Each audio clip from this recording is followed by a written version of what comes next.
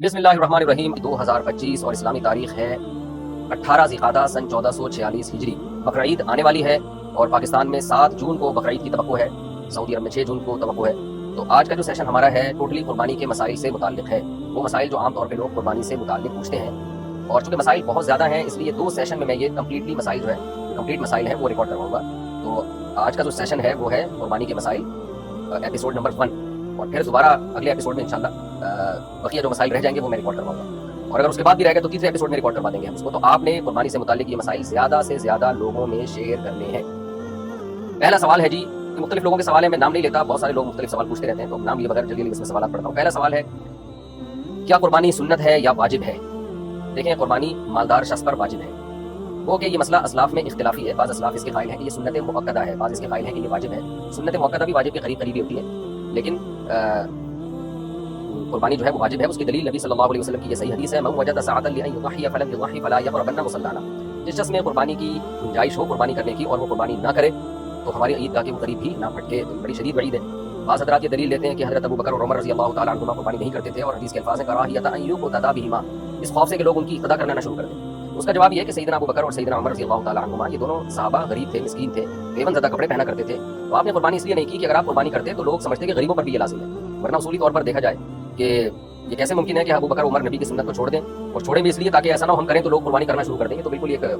عجیب سی بات ہو جائے گی۔ صحابہ تو نبی کے عمل کو زندہ کرتے تھے تاکہ لوگ اس کو کریں، تو ابو بکر عمر رضی اللہ عنہما نے اس لیے نہیں کی کہ آپ بہت مسکین تھے، صرف غریب نہیں تھے، بہت زیادہ مسکین تھے، تو اس لیے آپ اگر کرتے تو لوگ یہ سمجھتے کہ شاید سب پر واجب ہے، تو غریب لوگ بھی قرضے لے کے اور مشکل میں پڑ کے پھر قربانی کرنا شروع کر دیتے، اس لیے ان دونوں نے نہیں کی۔ لیکن صحیح حدیث سے ہمیں معلوم یہی ہوتا ہے کہ نبی صلی اللہ علیہ وسلم نے فرمایا جس کے پاس قربانی کی گنجائش تھی اس نے نہیں کی، وہ ہماری عیدگاہ کے قریب نہ پھٹکے۔ وہ مسئلہ اختلافی ہے، اسلاف میں اختلاف تھا، لیکن دلیل کے لحاظ سے راجح بات یہی معلوم ہوتی ہے۔ دوسری بات، عبادات میں احتیاط کے پہلو کو ہمیشہ ترجیح دی جاتی ہے۔ دوسرا مسئلہ یہ ہے کہ کیا گھر کا سربراہ اگر قربانی کرے تو سب کی طرف سے ادا ہو جائے گی، اس لیے بھی مسئلہ اسلاف میں اختلافی رہا ہے۔ بعض اسلاف اس کے قائل ہیں کہ گھر کا سربراہ اگر کرتا ہے تو سب کی طرف سے قربانی ادا ہو جاتی ہے، لیکن اس بارے میں بھی اس حدیث کی بیس پر ہمارا موقف یہی ہے کہ جو بھی صاحب استطاعت ہے اس پر قربانی لازم ہوگی، اور دلیل یہی ہے من وجد سعة لأن يضحي فلم يضحي فلا يقربن مصلانا۔ جس کے پاس بھی گنجائش تھی قربانی کرنے کی اس نے قربانی نہیں کی، وہ ہماری عیدگاہ کے قریب نہ آئے۔ بہرحال اختلافی مسئلہ ہے، اس میں شدت جائز نہیں، کسی فریق پہ زیادہ ملامت یا طنز اور جو آج کل یوٹیوب پہ مناظرے بازی کے چینل ہوتے ہیں یہ ٹھیک نہیں۔ تو احتیاط بہرحال اسی میں ہے کہ جو بھی صاحب استطاعت ہے وہ قربانی کرے۔ دوسرا مسئلہ ہے قربانی لازم کس پر ہے؟ قربانی صاحب استطاعت پہ لازم ہے، صاحب نصاب پہ لازم ہے۔ صاحب نصاب کسے کہتے ہیں؟ 5 چیزیں: سونا، چاندی، مال تجارت۔ مال تجارت کہتے ہیں ہر وہ سامان جو آپ نے بیچنے کی نیت سے خریدا اور اب تک بیچنے ہی کی نیت ہے۔ اور چوتھی چیز ہے یعنی سونا، چاندی، کیش، مال تجارت، اور 5ویں چیز ہے ضرورت سے زائد سامان۔ ضرورت سے زائد سامان اسے کہتے ہیں جو پورے سال استعمال میں نہ ہو، جیسے کوئی پلاٹ پڑا ہوا ہے آپ کے پاس، نہ کرائے پر ہے نہ آپ اس میں رہ رہے ہیں، یہ بھی ضرورت سے زائد ہے۔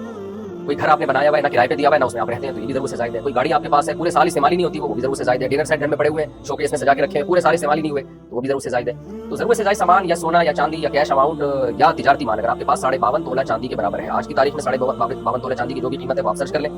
بلکہ بقرعید کے دن جو بھی 52.5 تولہ چاندی کی قیمت ہوگی وہ آپ سرچ کر لیے گا، تو 1.5-2 لاکھ روپے بنتی ہے میرا خیال ہے۔ تو جس کے پاس اتنا اماؤنٹ موجود ہو اس اماؤنٹ میں سے وہ قرضے بھی نکالے، مائنس کرے، اور جو ضروری خرچے ہیں جیسے گھر کا راشن آئے گا وہ ضروری ہے، گیس بجلی کا بل یہ ضروری ہے، تو یہ ضروری خرچے مائنس کر کے اگر کسی کے پاس 52.5 تولہ چاندی کے برابر رقم بنتی ہے تو اس پر قربانی لازم ہے، اور جس کے پاس یہ ضروری خرچے مائنس کر کے بھی 52.5 تولہ چاندی کے برابر رقم نہیں بن رہی ہے تو پھر اس پر قربانی لازم نہیں ہے۔ خواتین کے پاس عام طور پر چونکہ گولڈ ہوتا ہے اور کچھ نہ کچھ پیسے بھی ہوتے ہیں ان کے پاس، تو اور قرضہ نہیں ہے اگر، اور گھر کا راشن بھی خواتین نہیں ڈالنا ہوتا، وہ تو مردوں کی ذمہ داری ہے، تو گیس بجلی کا بل بھی مرد دے رہے ہوتے ہیں، تو اس لیے آج کے زمانے میں عام طور پہ خواتین پہ قربانی زیادہ لازم ہو رہی ہوتی ہے، مردوں پہ کم لازم ہو رہی ہوتی ہے، کیونکہ گولڈ ہوتا ہے خواتین کے پاس اور شریعت میں ان کے ذمہ کوئی خرچے ڈالے نہیں ہیں، مردوں کے ذمہ تو بہت سارے خرچے ہوتے ہیں، تو ایسی صورت میں خاتون پر بھی قربانی لازم ہوگی۔ ہاں، خاتون کی طرف سے ان کا شوہر قربانی کر سکتا ہے اجازت سے۔ شوہر نے اگر اپنی بیوی کی طرف سے قربانی کر دی، قربانی کرنے کے بعد بتایا کہ میں نے تمہاری طرف سے قربانی کر دی ہے، قربانی ادا نہیں ہوگی، پہلے وہ بتائے گا کہ میں آپ کی طرف سے قربانی کر رہا ہوں، اجازت دے دے تو ٹھیک ہے۔ اجازت دینے کے لیے بس خاموش رہنا بھی کافی ہے، زبان سے کہہ دینا بھی کافی ہے، خاموش رہنا بھی کافی ہے، شوہر بیگم کو فون کر دے بیگم تمہاری طرف سے میں قربانی کر رہا ہوں، تو اطلاع دے دے گا تو یہ اطلاع بھی کافی ہے۔ یہ تو ہو گیا جی مختصراً قربانی کے لازم ہونے کا مسئلہ۔ اب یہ بہت اہم سوال کیا جاتا ہے کہ کون سے عیب ایسے ہیں جن کی وجہ سے قربانی جائز نہیں ہوتی جانور کی؟ لوگ یہ سوال پوچھتے ہیں ٹوٹے ہوئے سینگ والے جانور کی قربانی کا کیا حکم ہے، یا وہ جانور جس کا سرے سے سینگ ہی نہیں ہے؟ تو دیکھیں، ٹوٹا ہوا سینگ ہو یا سرے سے سینگ ہو ہی نہیں، دونوں جانوروں کی قربانی جائز ہے۔ ہاں، اگر جانور کا سینگ اکھاڑ دیا اور جڑ سے اکھاڑ دیا جس کی وجہ سے اس کے دماغ پہ چوٹ لگی ہے تو پھر ایسے جانور کی قربانی جائز نہیں ہے۔ عام طور پر آج کل لوگ جانور کا سینگ جو ہے وہ گھس دیتے ہیں، تو اس جانور کی قربانی جائز ہے۔ لیکن یہ جو میں نے سنا ہے کہ جو جانور کا سینگ گھستے ہیں یا اس میں کچھ ایسا جلاتے ہیں اس کو، اس سے جانور کو تکلیف بہت ہوتی ہے، تو غیر ضروری تکلیف جانور کو دینا اس کا بہرحال گناہ ہوگا، لیکن بغیر سینگ والے کی قربانی جائز ہے۔ ہاں، سینگ ٹوٹ گیا لڑائی بڑائی کے دوران اور اکھڑ گیا جس سے دماغ کو زد پہنچی ہو تو پھر جائز نہیں۔ دوسرا کون سے عیب ہے؟ اندھے جانور کی قربانی جائز نہیں ہے، اگر ایک آنکھ کی بینائی بالکل گئی ہوئی ہے اس کی قربانی بھی جائز نہیں۔ لنگڑے جانور کی قربانی، بعض دفعہ آپ جانور خریدتے ہیں، جانور لنگڑا ہوتا ہے، تو اگر اتنا لنگڑا ہے کہ وہ پاؤں زمین پہ ٹکا ہی نہیں پا رہا تو اس کی قربانی جائز نہیں، اور اتنا اگر لنگڑا ہے کہ وہ پاؤں کم از کم اس کو چلانے کے قابل بنا رہا ہے، زمین پہ ٹکا لیتا ہے اور چل لیتا ہے کچھ نہ کچھ، تو اس جانور کی قربانی جائز ہے۔ کان یا دم کٹے ہوئے جانور کی قربانی، اس میں مختلف اقوال ہیں۔ بعض فقہا نے یہ لکھا ہے کہ ایک تہائی اگر دم کٹی ہوئی ہے، ایک تہائی کان کٹا ہوا ہے تو قربانی جائز نہیں ہے۔ ایک قول یہ بھی ہے کہ آدھا، تو ہماری نظر میں راجح بات یہی ہے کہ اگر آدھا کان کٹا ہوا ہے یا آدھی دم کٹی ہوئی ہے تو پھر اس کی قربانی جائز نہیں ہے۔ آدھی سے کم اگر کٹی ہوئی ہے، آدھی دم یا کان، تو پھر اس کی قربانی جائز ہے۔ خراب تھن والے جانور کی قربانی، گائے کے 4 تھن ہیں، اگر 2 تھن خراب ہیں تو اس کی قربانی جائز نہیں ہے، اگر 1 تھن خراب ہے تو جائز ہے۔ بکری کے 2 تھن ہوتے ہیں، اگر 1 تھن خراب ہے تو قربانی جائز نہیں ہے۔ خصی جانور کی قربانی بالکل جائز ہے۔ بعض دفعہ یہ بھی ہوتا ہے کہ سوال پوچھا جاتا ہے کہ جانور کا کے خصیتین میں سے ایک خصیہ ہے تو بھی جائز ہے اس کی قربانی۔ بعض دفعہ جانور کے خصیتین پیدائشی طور پر نہیں ہوتے تو بھی اس کی قربانی جائز ہے۔ کتنا کمزور جانور ہو کہ جی اس کی قربانی جائز نہیں ہے؟ اگر جانور اتنا بڈھا یا اتنا کمزور ہو چکا ہے کہ اس سے بیچارے سے چلا ہی نہیں جا رہا اور وہ قربان گاہ تک بھی چل کے نہیں جا سکتا، آپ نے یہاں سے 10 میٹر دور تک لے کے جانا ہے اس کو قربانی کرنے کے لیے، تو وہاں بھی اس کو آپ اسٹریچر میں اٹھا کے لے کے جا رہے ہیں، اتنا کمزور ہو گیا تو وہ تو بیچارہ پہلے ہی قربان ہو چکا ہے، اس کو مزید قربان کرنے کی کوشش نہ کریں آپ۔ اتنا ہو کہ چل سکتا ہو اپنے پاؤں پہ، جب تک اتنا ہے کہ اپنے پاؤں پہ چلنے کی اس میں طاقت ہے، ایسے جانور کی قربانی جائز ہے۔ یہ بھی سوال پوچھا جاتا ہے جی گائے میں 7 افراد کی شرکت لازم ہے؟ اچھا، اس سے پہلے ایک اہم سوال کہ معذور جانور کی قربانی تو جائز نہیں ہے، جیسے ہم نے بتایا ٹانگ ٹوٹی ہوئی ہے اتنی کہ زمین پہ ٹکا ہی نہیں سکتا وہ، بعض دفعہ جانور کو گراتے ہوئے قربانی کرتے ہوئے وہ معذور ہو جاتا ہے، تو خوب سمجھ لیں اگر قربانی کے لیے جانور کو گراتے ہوئے اس میں کوئی عیب پیدا ہو گیا تو اس عیب سے کچھ نہیں ہوتا، ایسے جانور کی قربانی جائز ہے۔ بعض دفعہ اتنے موٹے تازے بیل ہوتے ہیں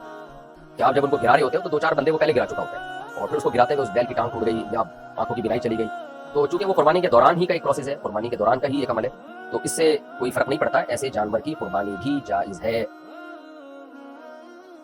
اسی سے ایک مسئلہ یہ بھی ہے کہ بعض جانور بڑے وحشی ہوتے ہیں،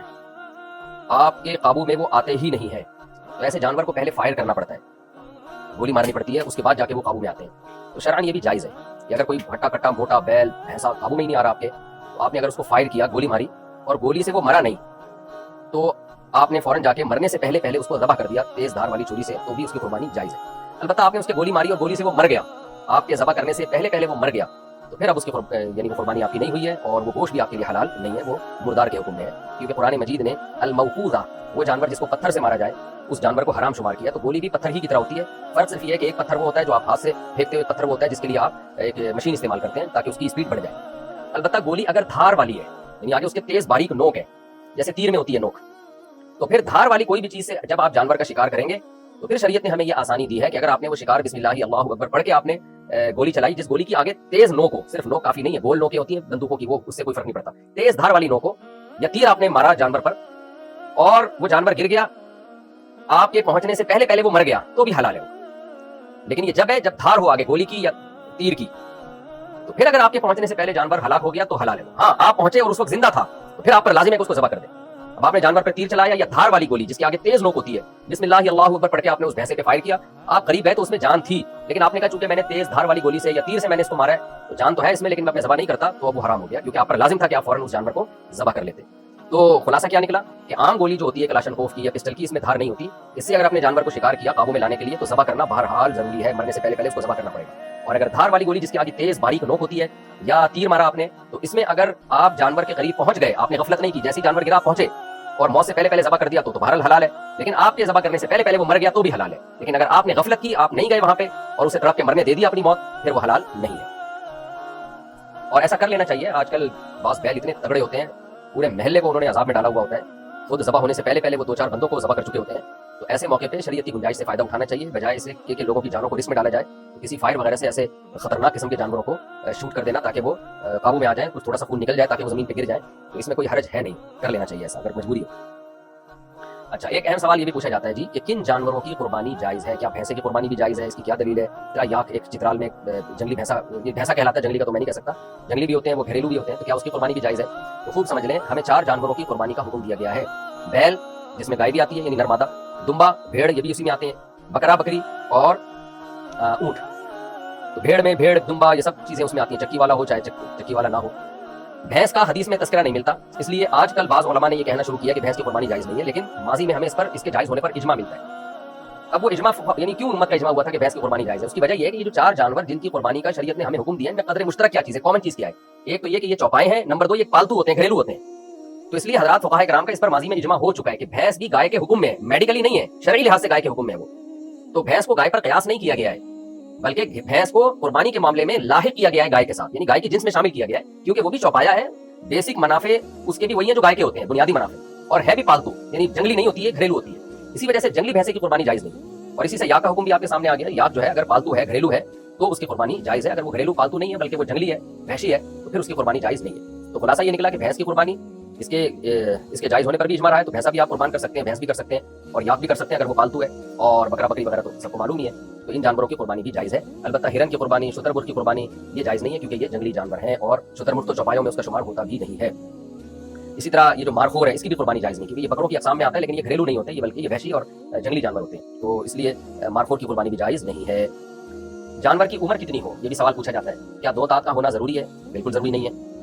گائے اور بیل میں 2 سال کا ہونا ضروری ہے، یعنی آپ بقرعید کے پہلے دن اگر کوئی گائے یا بیل ذبح کر رہے ہیں تو یہ ضروری ہے کہ وہ پچھلی سے پچھلی بقرعید میں اس وقت سے پہلے پیدا ہو چکا ہو جس وقت آپ قربانی کر رہے ہیں، یعنی اسلامی لحاظ سے 2 سال کا ہونا ضروری ہے، انگریزی لحاظ سے نہیں۔ یعنی آپ نے پچھلے سے پچھلے سال بقرعید کے پہلے دن دوپہر کے وقت آپ کی گائے نے ایک بچہ دیا، پچھلی سے پچھلے سال والی بقرعید میں دوپہر کے وقت، تو آپ اس بقرعید میں صبح کے وقت اس بچے کو ذبح نہیں کر سکتے، کیونکہ ابھی 2 سال پورے نہیں ہوئے۔ آپ ظہر کے بعد کر سکتے ہو، کیونکہ ظہر کے بعد بقرعید کے پہلے دن وہ 2 سال کا مکمل ہو جائے گا۔ اس مثال سے آپ کو سمجھ میں آ گیا ہوگا کہ ہر وہ جانور جو پچھلے سے پچھلی بقرعید سے پہلے پیدا ہو چکا ہو اس کو آپ اس بقرعید میں ذبح کر سکتے ہو، گائے اور بیل میں، اور جو پچھلے سے پچھلی بقرعید کے پہلے دن پیدا ہوا تو پہلے دن وہ ٹائم گزرنے کے بعد یا اگلے دن آپ اس کو ذبح کر سکتے ہو، اور پچھلے سے پچھلے سال بقرعید میں اگر وہ تیسرے دن پیدا ہوا تو پھر پہلے اور دوسرے دن نہیں ذبح کر سکتے، آپ اس کو تیسرے دن ذبح کرو گے اس ٹائم کے بعد جس ٹائم میں وہ پیدا ہوا تھا، تاکہ 2 سال کمپلیٹ ہو جائے۔ یہی حکم بکری میں اور بکرے میں۔ اونٹ میں کم سے کم 5 سال کا ہونا ضروری ہے، 5 سال سے پہلے آپ اونٹ کو نہر یا ذبح نہیں کر سکتے۔ گائے اور بیل میں 2 سال ہو گئے، اور بکرا بکری میں 1 سال ہو گیا، اور دمبے میں اصل حکم تو یہی ہے کہ کم سے کم 1 سال کا ہو، لیکن اگر دمبا یا بھیڑ موتا تازہ خوب بھرا ہوا ہے، 6 مہینے کا بھی اگر ہے، وہ دیکھنے میں وہ سال کا لگ رہا ہو، سال کا لگنے کا مطلب یہ کہ اس 6 مہینے کے دمبے کو اگر آپ سال والے دمبوں میں چھوڑتے ہو تو فرق کرنا بہت مشکل ہو جاتا ہے کہ یہ سال کا ہے یا نہیں ہے، تو ایسے دمبے کی قربانی بھی جائز ہے، لیکن 6 مہینے سے بھی اگر وہ کم کا ہے پھر جائز نہیں ہے اس کی قربانی، یا 6 مہینے کا ہے لیکن وہ دبلا پتلا بہت ہے اور دیکھنے میں لگ نہیں رہا سال کا، تو بھی جائز نہیں ہے۔ یہ تو ہو گیا جی جانور کی عمر۔ باقی 2 سال جو ہے 2 دانت لوگوں نے ایک اپنے لیے ایک معیار متعین کیا ہوا ہے، کیونکہ ہمیں پتہ نہیں ہوتا کہ جو جانور بیچ رہا ہے وہ سچ کہہ رہا ہے یا جھوٹ کہہ رہا ہے۔ تو جانور کے دانت جب 2 دانت ہو جاتے ہیں نا، جانور دندیا کہتے ہیں میرے خیال ہے اس کو، کہ 2 دانت کا جب جانور ہو گیا تو پھر یقین ہوتا ہے کہ یہ 2 سال سے اوپر کا ہی ہے، کیونکہ 2 سال کے بعد ہی جانور 2 دانت نکالتا ہے۔ لیکن یہ بہرحال ضروری نہیں ہے، اگر جانور کھیرا ہے 2 سال گائے میں، اور اونٹ میں 5 سال، اور بکرا بکری میں 1 سال وہ مکمل کر چکا ہے، اور جو بیچ رہا ہے آپ کو جانور، آپ کو اس کی دیانتداری پہ یقین ہے یا غالب گمان ہے، وہ کہتا ہے بھائی قسم اٹھا کے کہہ دیتا ہے یار یہ میں اللہ کی قسم اٹھا کے کہتا ہوں کہ یہ 2 سال کا ہو چکا ہے، اور آپ کو اس کی بات پہ یقین آ جاتا ہے تو بھی آپ قربانی کر سکتے ہیں، لیکن اگر آپ کو اس کی بات پہ یقین نہیں آتا تو پھر آپ قربانی نہیں کر سکتے۔ یہ تو ہو گیا جی جانور کی عمر سے متعلق۔ اب ہم مزید بھی کچھ مسائل کی طرف چلتے ہیں۔ گائے میں کیا 7 افراد کی شرکت لازمی ہے؟ دیکھیں گائے ہو یا اونٹ، اس میں 7 افراد کی شرکت لازمی نہیں ہے، 7 افراد سے زیادہ شریک نہیں ہو سکتے، یہ مطلب ہے، یعنی ایک گائے میں 7 افراد سے زیادہ نہیں شریک ہو سکتے، 7 افراد ہو سکتے ہیں، 7 سے کم بھی ہو سکتے ہیں۔ ایک آدمی پوری ایک گائے اپنی طرف سے کر سکتا ہے، 2 آدمی مل کے آدھی گائے بھی اپنی طرف سے کر سکتے ہیں۔ اب لوگ اس میں یہ کر رہے ہوتے ہیں کہ 2 آدمی جب ایک گائے میں حصہ لیتے ہیں تو ایک 4 حصے لے رہا ہوتا ہے، ایک 3 حصے لے رہا ہوتا ہے، یہ بھی جائز ہے، لیکن اس تکلف کی ضرورت نہیں ہے۔ جب 2 آدمی مل کے ایک گائے کر رہے ہیں تو آدھی گائے ایک کی، آدھی گائے دوسرے کی، ایسے کر لیں۔ اب 3 آدمی اگر گائے میں شریک ہیں یا اونٹ میں شریک ہیں تو وہ کیا تکلف کر رہے ہوتے ہیں، ایک کو 3 حصے دے دو، ایک کو 2 حصے دے دو، ایک کو 2 حصے دے دو، اس طرح کر کے گھما رہے ہوتے ہیں۔ کوئی یہ بھی ٹھیک ہے، لیکن یہ بھی ٹھیک ہے کہ 3 آدمی ہیں برابر ہو جائیں، 1/3 اس کی 1/3 اس کی 1/3 اس کی، اس طرح بھی گائے میں شرکت ہو سکتی ہے۔ تو 7 کا مطلب ہے کہ 7 سے زیادہ نہیں شریک ہو سکتے، 7 سے کم شریک ہو سکتے ہیں، گائے میں بھی اور اونٹ میں بھی۔ قصائی کو اجرت کے طور پہ قربانی کا گوشت دینا جائز ہے؟ نہیں، جائز نہیں ہے۔ قصائی کو آپ پیسے الگ سے دیں، جانور کی کوئی بھی چیز چاہے رسی ہی کیوں نہ ہو، وہ کھال ہی کیوں نہ ہو، وہ بھی قصائی کو آپ قربانی کی اجرت کے طور پر نہیں دے سکتے۔ باہر ملک والے پاکستان میں قربانی کیسے کریں؟ باہر ملک والے جب پاکستان میں قربانی کریں گے یا پاکستان والے باہر ملک میں قربانی کریں گے تو دونوں جگہ بقرعید کا وقت ہونا ضروری ہے، خوب سمجھ لیں۔ آپ سعودی عرب میں بقرعید ایک دن پہلے ہے، آپ یہاں بقرعید ایک دن بعد ہے، آپ نے اپنی قربانی سعودی عرب میں کر لی تو یہاں تو بھی بقرعید شروع ہی نہیں ہوئی، یا ان لوگوں نے قربانی یہاں کر لی ایک دن پہلے تو یہاں بھی بقرعید شروع نہیں ہوئی ہے۔ تو اس لیے عام طور پر جب دوسرے ملک میں قربانی کی جاتی ہے تو دوسرے دن کی جاتی ہے، تاکہ وہاں بھی بقرعید کا دن ہو اور یہاں بھی بقرعید کا دن۔ قربانی فرض ہونے کے باوجود کسی نے نہ کی ہو تو اب کیا حکم ہے؟ دیکھیں اگر قربانی کسی سے رہ گئی، اس پہ لازم تھی، پھر بھی اس نے قربانی نہیں کی، تو اب شریعت میں حکم یہ ہے کہ وہ قربانی نہیں کر سکتا، اب وہ جانور کی قیمت صدقہ کرے گا، یعنی درمیانے درجے کے جانور بکرا یا دمبا وغیرہ، تو اس کے درمیانے درجے کے جانور کی قیمت غریب پہ صدقہ کر دے۔ اب وہ جانور کو ذبح کر کے یہ قضا نہیں کر سکتا، صدقہ کرنی پڑے گی قیمت اس کو۔ اچھا، قربانی کر کے گوشت نہ کھانے والوں کے لیے پیغام۔ دیکھیں قربانی کا مقصد جہاں ابراہیم علیہ السلام کی سنت کو زندہ کرنا ہے، وہاں ساتھ ساتھ اللہ کے دن، اللہ نے جو اس دن ہماری ضیافت کی ہے، مہمانی کی ہے، یعنی اللہ میزبان ہے، ہم مہمان ہیں، تو اس کو بھی زندہ کرنا ہے ہم نے۔ اسی وجہ سے بقرعید میں 4 دن کے روزے حرام ہو جاتے ہیں، یعنی 10, 11, 12 اور 13 ایام تشریق کے روزے حرام ہو جاتے ہیں تاکہ اللہ کی ضیافت سے اعراض لازم نہ آئے. تو اگر آپ دوسرے ملکوں میں قربانی کرتے ہیں ضرور کریں, لیکن کچھ نہ کچھ قربانی اپنی جگہ پہ بھی کرنی چاہیے تاکہ آپ بقرعید والے دن قربانی کا گوشت کھائیں, تاکہ وہ جو اللہ تعالیٰ کی طرف سے ایک ضیافت ہے ہمارے لیے اس میں ہمارے لیے شرکت ہو جائے. تو اس میں استغنا برتنا کہ ہمیں بالکل گوشت نہیں چاہیے. میں نے دیکھا بعض لوگ گھروں میں بقرعید کے دن بھی دال چاول بن رہے ہوتے ہیں یا چکن کھا رہے ہوتے ہیں, وہ یہ غلط بات ہے, یعنی ایک ناشکری ایک طرح سے ہے یہ. تو ہمیں روزے حرام اللہ نے اس لیے کر دیے کہ یہ کھانے کا اللہ تعالیٰ کی طرف سے گوشت کی ضیافت ہے. یہ ایسے ہی ہے جیسے کسی نے آپ کی دعوت رکھی پیر کے دن یا منگل کے دن اور آپ نے روزہ رکھ لیا تو اس کو غصہ آئے گا نا. تو اللہ نے روزے حرام اس لیے کیے کہ یہ ایام اکل مشروب حدیث میں آتا ہے. تو اس لیے قربانی کا گوشت کچھ نہ کچھ خود بھی کھانا چاہیے, لہٰذا اپنے گھر پہ قربانی کرنی چاہیے. کیا ہم عید کے چوتھے دن قربانی کر سکتے ہیں؟ نہیں کر سکتے. کسی صحیح حدیث سے یہ بات ثابت نہیں ہے کہ نبی صلی اللہ علیہ وسلم نے عید کے چوتھے دن قربانی کی ہو یا کرنے کا حکم دیا ہو, جبکہ اس کے برخلاف صحیح احادیث سے صحابہ کے آثار سے یہ بات ثابت ہے کہ ایام نہر صرف 3 ہیں. اس پر میں دلائل سے ایک آڈیو بیان ریکارڈ کروا چکا ہوں کئی سال پہلے, تو اس لیے مضبوط قول یہی ہے کہ چوتھے دن قربانی نہیں ہوتی. اب تو بعض اہل حدیثوں نے بھی مان لیا ہے, حافظ زبیر علی زئی جو اہل حدیث کے عالم تھے ان کا بھی یہی قول ہے کہ یہ چوتھے دن قربانی جائز نہیں ہے. قربانی کے جانور کی کھال کا کیا کریں؟ قربانی کے جانور کی کھال یا تو بیچ کے اس کی قیمت صدقہ کر دی جائے یا کھال کو ایز اٹ از استعمال کر لیا جائے, وہ جائز ہے. جیسے قربانی کا گوشت آپ بیچ کے پیسے کھا نہیں سکتے, قربانی کا گوشت بیچا تو پیسے صدقہ کرنے پڑیں گے, تو کھا سکتے ہیں آپ, تو ایسے ہی کھال کا آپ استعمال کر سکتے ہیں. قربانی کے جانور کی کھال آپ نمک لگا کے سکھا لیں یا ایک پروسیس کے تحت گزار کے لیدر بنا لیں, اس کی آپ جیکٹ بنا لیں, کچھ بھی بنا لیں, جائے نماز بنا لیں. میں نے ایک دفعہ بنائی تھی گھر میں, بڑا زبردست وہ بن گئی تھی وہ, تو ایک بڑی اچھی سائز کارپیٹ ٹائپ کی چیز بن جاتی ہے. تو ایسے تو استعمال جائز ہے آپ کا, لیکن اگر آپ نے اس کو بیچا تو پھر اس کی قیمت آپ کو صدقہ کرنی پڑے گی, اور قصائی کو اجرت میں آپ قربانی کی کھال نہیں دے سکتے. جانور کا گوشت غریبوں میں کتنا دینا چاہیے؟ بہتر ہے کہ 1/3 گوشت آپ غریبوں میں تقسیم کر لیں, لیکن اگر آپ کی فیملی بڑی ہے اور آپ پورے سال آپ کے لیے گوشت کھانا مشکل ہوتا ہے تو پھر فقہاء نے لکھا ہے کہ اپنی فیملی کو پھر ترجیح دینا سب سے پہلے. بعض لوگوں کے بچے ہوتے ہیں, چھوٹے غریب لوگ ہوتے ہیں, وہ سال میں ایک دفعہ ان کو قربانی کی نیت سے پھر انہوں نے جانور قربان کر لیا ہوتا ہے, تو ایسے لوگوں کو چاہیے اپنے بچوں کو گوشت کھلائیں, وہ زیادہ بہتر ہے. لیکن اگر آپ مالدار ہیں اور گوشت پورے سال آپ کھاتے رہتے ہیں تو کچھ گوشت تو بہرحال آپ خود کھائیں تاکہ اللہ کی ضیافت سے اعراض لازم نہ آئے, اللہ کی ضیافت میں آپ شریک ہو جائیں. لیکن 1/3 گوشت پھر بہتر ہے کہ غریبوں میں تقسیم کر دیا جائے. کیا رات کے وقت قربانی جائز ہے؟ رات کے وقت بھی قربانی جائز ہے لیکن بہتر نہیں ہے. کراہت تنزیہی ہے اس میں. وجہ اس کی ہے کہ 2 وجہ سے. ایک تو اس میں خطرہ ہوتا ہے کہ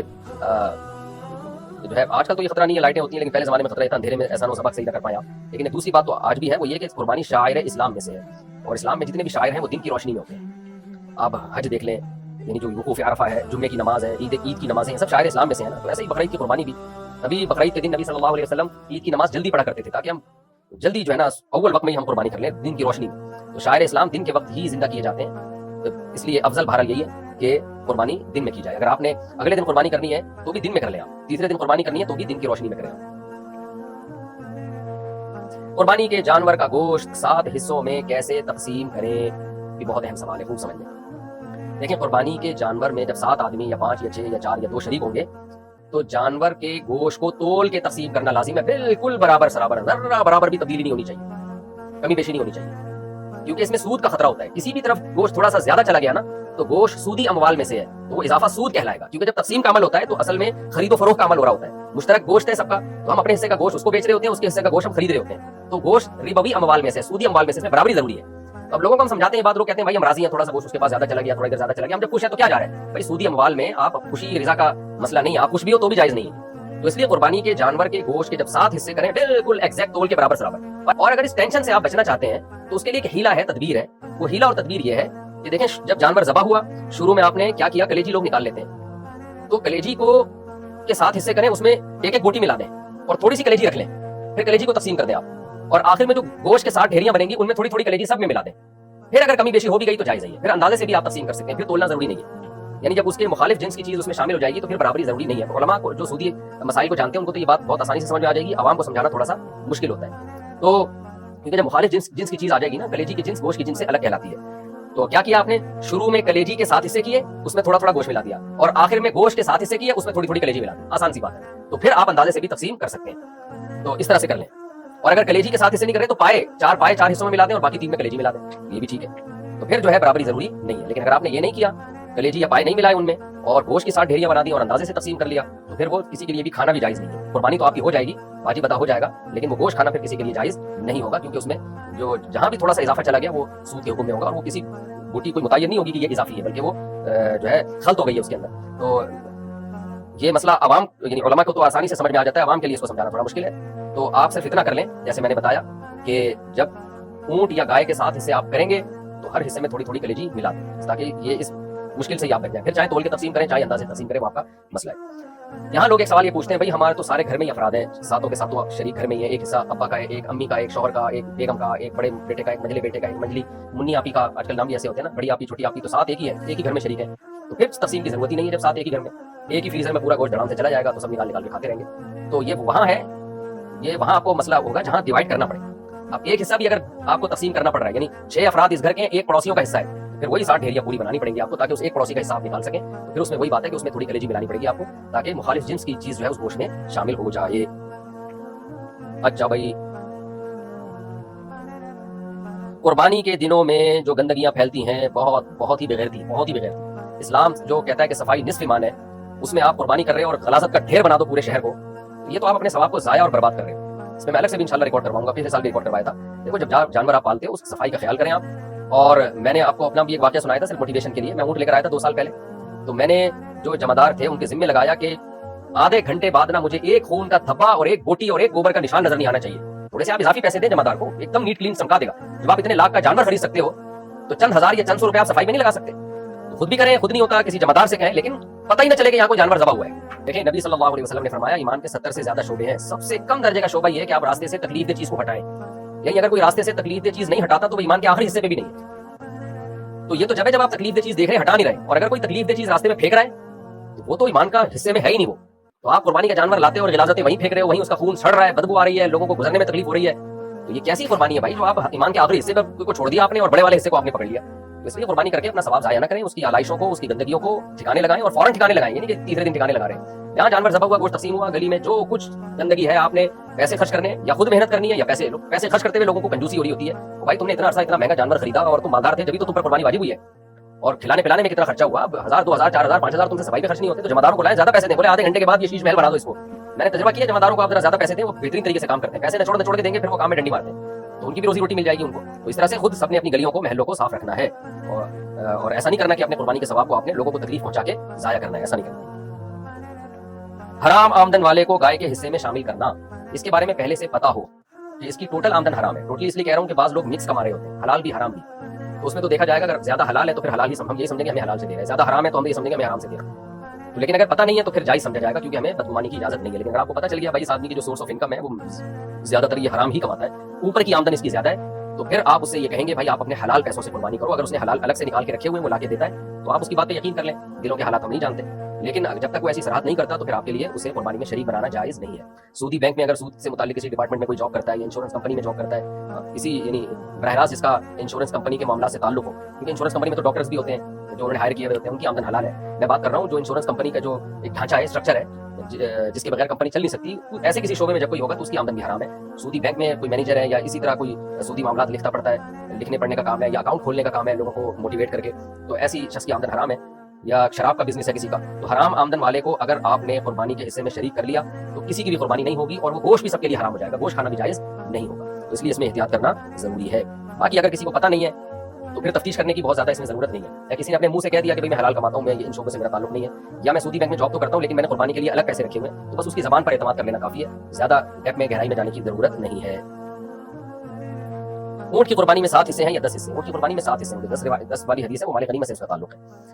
شرک کرنے والے کے ساتھ قربانی کرنے والوں کی قربانی کا کیا حکم ہے؟ کسی کا عقیدہ دو ٹوک شرکیہ ہو, بالکل واضح, نبی صلی اللہ علیہ وسلم کو بغیر کسی تعویل کے وہ مشکل کشا حاجت روا مانتا ہو کوئی شخص, آپ صلی اللہ علیہ وسلم کو کلی علم غیب کا قائل مانتا ہو, یعنی آپ اس کا قائل ہو کہ نبی صلی اللہ علیہ وسلم کلی طور پر عالم الغیب تھے, ما کان وما یکون کا علم تھا, آپ کو کوئی چیز آپ کے علم سے مخفی نہیں تھی, تو یہ تو کلی علم غیب ہو گیا. یا آپ صلی اللہ علیہ وسلم کو اللہ نے اتنے اختیارات دے رکھے ہیں کہ جب چاہیں جہاں سے چاہیں نبی صلی اللہ علیہ وسلم ہماری مدد کر سکتے ہیں, یا فلاں بزرگ ہماری مدد کر سکتے ہیں. یا کوئی ختم نبوت کے عقیدے کا منکر ہے جیسے قادیانی ہے, تو ایسے کفریہ عقیدہ کسی کا واضح طور پر اگر ہوگا تو پھر اس کی قربانی کو, اس کے اگر آپ نے حصہ اپنے جانور میں ڈال دیا تو اس کی قربانی بھی, کسی کی بھی قربانی پھر نہیں ہوگی, سب کی قربانی غلط ہو جائے گی, ناجائز ہو جائے گی. اور ذبح کرنے والے کے لیے بھی ضروری ہے خوب سمجھ لیں, قربانی کا جانور ہو یا عام جانور ہو, کسی مشرک نے اگر ذبح کیا جو دو ٹوک اور صاف لفظوں میں نبی کو عالم الغیب مشکل کشا مانتا ہوں, جس کی میں نے تفسیر ابھی بیان کی ہے, تو ایسے شخص نے اگر جانور بھی ذبح کر دیا تو بھی وہ جانور حرام ہو جائے گا, تو اس کا گوشت بھی کسی کے لیے حلال نہیں ہے. ہاں بدعتی ہونے سے فرق نہیں پڑتا, یعنی بدعتی اگر کوئی ہے تو عقیدہ اس کا شرکیہ نہیں ہے تو پھر اس کا اگر گائے میں حصہ ہے تو قربانی ہو جائے گی, اور اگر اس نے ذبح کر دیا تو بھی قربانی ہو جائے گی. لیکن مشرک یا ختم نبوت کا کوئی منکر ہے یا اسلام کے کسی بنیادی عقیدے کا کوئی منکر ہے, تو اس سے اگر کسی نے ذبح کروا لیا تو بھی جانور حرام, اور اس کو قربانی کے حصے میں شریک کر لیا تو بھی قربانی برباد ہو جائے گی سب کی. اور میں نے جیسے بتایا کہ جانور ذبح کرنے والے کا توحید پرست ہونا ضروری ہے. البتہ عیسائی یہودی کو اللہ نے اس سے مستثنیٰ کیا ہے, تو ایک تو ان کا ذبیحہ بھی حلال ہے ہمارے لیے. ہاں یہ ضرور ہے کہ جو ذبح کرنے والا اگر مسلم ہے اور وہ بسم اللہ اللہ اکبر نہیں پڑھتا یا اللہ کا نام نہیں لیتا تو بھی جانور حرام ہو جاتا ہے. کیونکہ ہم نے دیکھا ہے بعض دفعہ قصائی جانور ذبح کر رہے ہوتے ہیں, منہ میں ان کے گٹکے ہوتے ہیں, ان کو گٹکا نکالتے ہوئے تکلیف ہو رہی ہوتی ہے, تو وہ تکبیر کہہ نہیں رہے ہوتے. اگر بھول گیا نا کوئی بسم اللہ اللہ اکبر کہنا, کوئی شخص بھول گیا تو وہ جانور حلال ہے. حدیث میں آتا ہے ہر مسلمان کے دل میں اللہ کا نام موجود ہے آلریڈی. اگر بھولے سے کسی سے اللہ کا نام چھوٹ گیا, کیونکہ وہ ایسا وقت ہوتا ہے جانور ہل رہا ہوتا ہے, آپ دفعہ آپ کو اس کی فکر ہوتی ہے بھاگنا جائے تو آپ ذبح کرنے میں ٹائم لگا دیتے ہو, بسم اللہ اللہ اکبر پڑھنا بھول جاتے ہو, تو بھولے سے چھوٹ گیا حلال ہے جانور. لیکن جان کر چھوڑ دیا گٹکے کی وجہ سے, لوگ یاد دلا رہے ہوتے ہیں بعض دفعہ قصائی کو, پھر بھی وہ نہیں بول رہا ہوتا, منہ سے پھوٹ ہی نہیں رہا ہوتا, کچھ الفاظ نکالو بھائی منہ سے, تو اسی وجہ سے یہ بسم اللہ اللہ اکبر زور سے پڑھنا چاہیے تاکہ لوگوں کے دل میں شک شبہ بھی ختم ہو جائے. تو اگر کسی نے نہیں کیا اللہ اکبر نہیں پڑھا تو پھر جانور حرام ہو جائے گا.